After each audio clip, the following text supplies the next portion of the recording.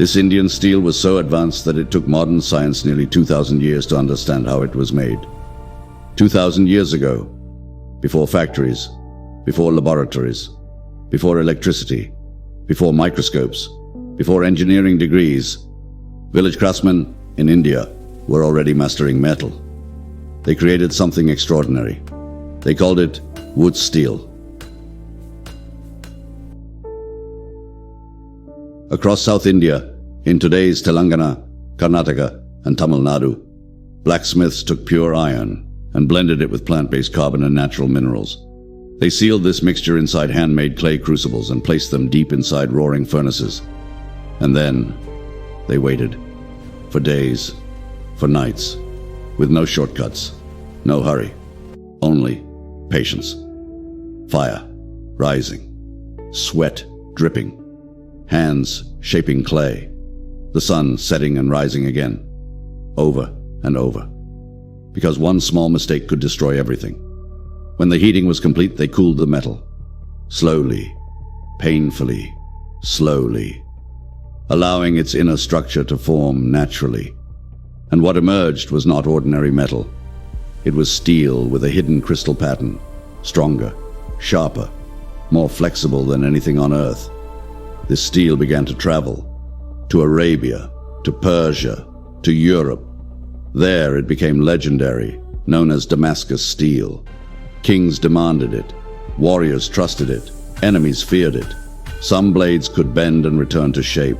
Some could slice silk in mid-air and remain razor sharp. For centuries, the world believed this steel was lost to time, until modern scientists looked deeper. Under powerful microscopes, they discovered something unbelievable inside these ancient blades. Carbon nanotubes. Nanoscale structures hidden inside metal made by human hands 2,000 years ago. How was this possible? The craftsmen had mixed organic plant fibers and natural carbon into sealed crucibles. When heated slowly, these materials broke down and reorganized themselves at the atomic level. Without knowing the word nanotechnology, they were already practicing it. This knowledge did not remain in India. It traveled through Arab traders, through Persian workshops, into European forges. It shaped Damascus blades, influenced early European steelmaking, and helped lay the foundation of modern metallurgy.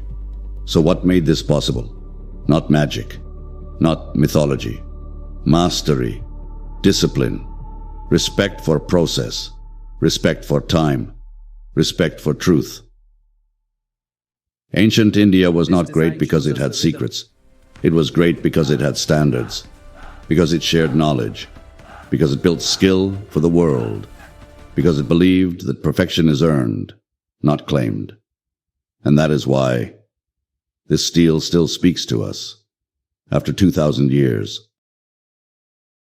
If this video resonated with you, please support this work. Subscribe, like, share, and leave your voice below. This channel explores what connects science and Sanatan. Join the journey.